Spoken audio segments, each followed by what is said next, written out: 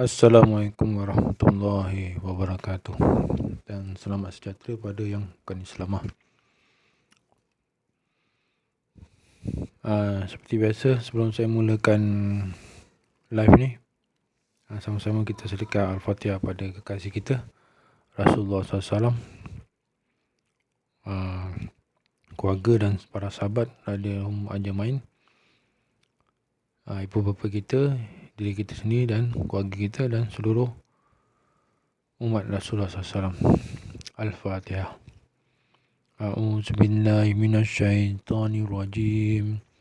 Bismillahirrahmanirrahim. Alhamdulillahi rabbil alamin. Ar-Rahmanir-Rahim. Maliki yaumiddin. Iyyaka na'budu wa iyyaka nasta'in. Ihdinas siratal mustaqim. Siratal ladzina an'amta 'alaihim ghairil maghdubi 'alaihim waladdallin. Amin.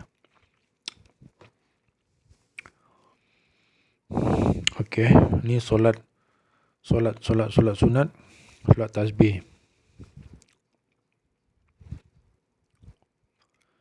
Sayyidina Jabir bin Abdullah radhiyallahu meriwayatkan bahawa Rasulullah SAW begitu mengambil berat untuk mengajar kami solat istikharah, sebagaimana baginda SAW mengambil berat mengajar kami surah Al-Quran. Baginda Rasulullah SAW bersabda, apabila sesiapa daripada kamu menghadapi suatu urusan yang dia risau tentang natijah urusan itu, maka hendaklah dia beristikharah dengan cara ini, iaitu hendaklah dia bersolat sunat 2 rakaat lalu berdoa. Maksudnya lepas doa, lepas sembahyang tu kita doa ni lah. Maksudnya siapa sembahyang istikharah ni nak jadi jodoh ke, boleh buat sembahyang istikharah ni. Yang bermaksud, ya Allah, dengan perantaran ilmumu aku memohon kepadamu kebaikan, dan dengan perantaran kudratmu aku memohon kepadamu kekuatan, dan aku meminta daripadamu akan kurniaanmu yang besar, kerana sungguhnya engkau maha berkuasa atas segala urusan, sedangkan aku tidak berkuasa untuk berbuat apa-apa, dan engkau maha mengetahui segala sesuatu, sedangkan aku tidak mengetahui apa-apa, dan engkaulah maha mengetahui segala perkara yang gaib. Ya Allah, sekiranya engkau mengetahui bahawa sesungguhnya perkara ini baik untukku dalam hal agamaku, urusan kehidupanku dan kesudahan urusanku, maka tentukanlah, permudahkanlah, berkatkanlah perkara ini untukku. Dan sekiranya engkau mengetahui bahawa sesungguhnya perkara ini buruk untukku dalam hal agamaku, urusan kehidupanku dan kesudahanku, maka jauhkanlah perkara ini daripadaku, dan jauhkanlah aku daripadanya. Dan tentukanlah untukku kebaikan di mana-mana saja kebaikan yang itu berada. Kemudian jadikanlah aku redha dengan kebaikan itu. Semasa apabila membaca doa kedua lafaz perkara ini, nanti dalam mana tadi ada perkara ini kan, ada tadi tu.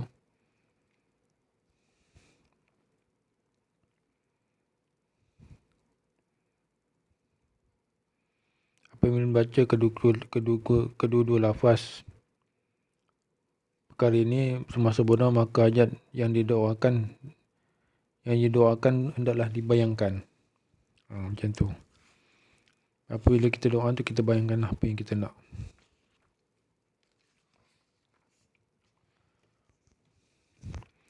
Sayyidina Abu Bahrah radhiyallahu berkata, pada suatu ketika semasa hayat Nabi Muhammad SAW telah berlaku gerhana matahari, maka baginda SAW telah keluar dengan cepat sambil mengirit kain baginda SAW sehingga tiba di masjid. Para sahabat radhiyallahu pun berkumpul di samping baginda SAW. Baginda SAW telah mengimami mereka solat 2 rakaat dan gerhana pun telah selesai. Kemudian baginda SAW bersabda,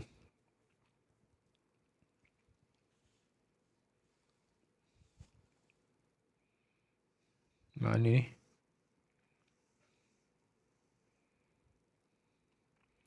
Sesungguhnya matahari dan bulan ialah dua tanda daripada tanda-tanda kebesaran Allah SWT. Sesungguhnya kedua-duanya tidak gerhana kerana kematian seseorang. Bahkan matahari dan bulan ialah seperti makhluk-makhluk lain di langit dan di bumi yang berjalan mengikut perintah Allah SWT. Sinaran dan kegelapan matahari atau bulan, maka sibukkanlah diri dengan solat dan doa sehingga gerhana selesai. Baginda Salam menyatakan demikian kerana putera Baginda Salam yang bernama Ibrahim radhiyallahu telah meninggal dunia pada hari itu. Oleh sebab itu, ada yang menyatakan bahawa gerhana berlaku kerana kematiannya. Tak gerhana bukan Rasulullah menyatakan kat sini. Gerhana terjadi bukan pasal kematian seseorang. Semua pasal gerhana matahari terjadi pasal Allah nak tunjuk keagungan dia kan. Kekuatan dia, kekuasaan dia. Sayyidina Abdullah bin Zaid Ma'azani radhiyallahu berkata, Rasulullah SAW telah menuju ke tempat solat untuk berdoa meminta hujan. Semasa Baginda SAW menghadap ke arah kiblat, Baginda SAW terbalikkan kain selendang Baginda SAW. Perbantan itu seolah-olah menaruh harapan yang baik supaya Allah SWT mengubah keadaan kita sebagaimana kain itu diubah. Sayyidina Huzaifah radhiyallahu meriwayatkan bahawa kebiasaan Nabi SAW apabila berlaku suatu perkara yang besar ialah Baginda SAW akan sibuk bersolat. Apa benda yang terjadi, kesusahan, maka Rasulullah cepat-cepat solat.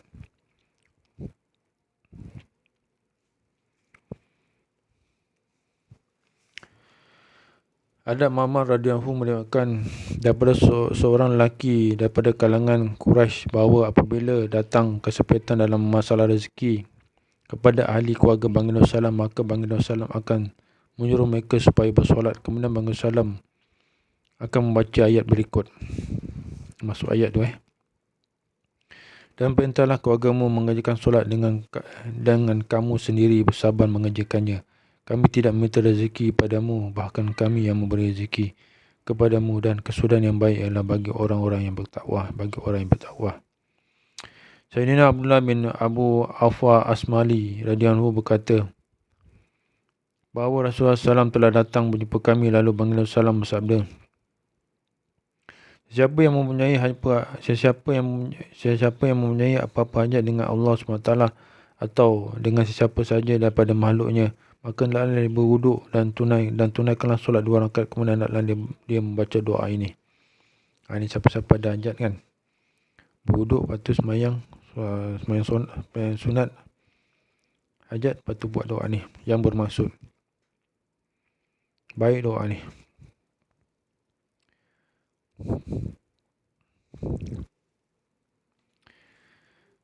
Tiada sebarang Tuhan yang layak disembah melainkan Allah SWT yang Maha Penyantum, lagi Maha Pemurah, Maha Suci dari sebarang kekurangan. Dialah Tuhan Arasy yang agung. Segala puji bagi Allah SWT, Tuhan sekalian alam. Ya Allah, aku memohon daripadamu semua perkara memastikan daku mendapat rahmat-Mu, dan perkara yang memastikan daku mendapat keampunan-Mu, dan supaya Engkau tidak meninggalkan mana-mana dosaku pun kecuali Engkau ampuni dosa itu, dan tidak juga apa-apa kerisauan kecuali Engkau hilangkan kerisauan itu, dan tidak juga apa-apa hajat yang Engkau redai kecuali Engkau tunaikan hajat itu untukku. Selepas doa ini, bolehlah dia memohon kepada Allah SWT apa-apa sahaja yang dia kendaki daripada perkara dunia akhirat. Sesungguhnya permintaan itu akan dikabulkan. Masya Allah. Siapa-siapa nak doa dikabul, nak ajak dikabul, maka doalah. Buat doa ni dulu, lepas tu baru minta ajak dia. Insya Allah. Soalnya tuan-tuan kerjaan manusia hanya dalam agama, tak seluruh perintah Allah ikut sunnah Rasulullah SAW. Dan kita setiap kali lepas baca taklim ni kita akan bagi tashkil lah. Siapa yang siapa yang tak dengar, siapa yang dengar dapat kita amal dah sampaikan pada mereka yang tak ada sini.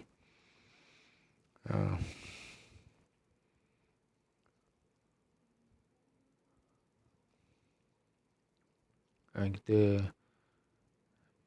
sampai di sini lah rasanya, tak ada apa lagi yang nak. InsyaAllah tuan-tuan, kita doalah banyak pada Allah SWT, banyakkan amal kita.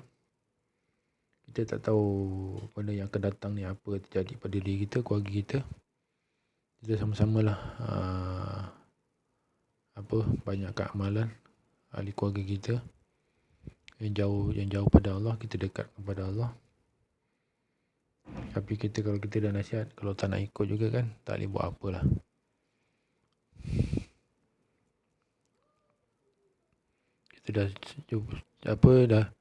Kita dah cuba sedaya upaya. Seorang suami, seorang bapa mesti akan buat sesuatu untuk keluarga dia, untuk sama-sama masuk syurga Allah SWT.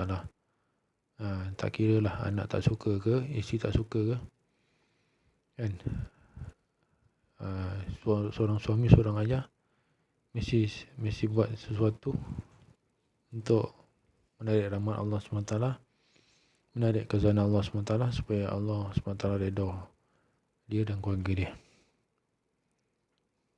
InsyaAllah tuan. Assalamualaikum.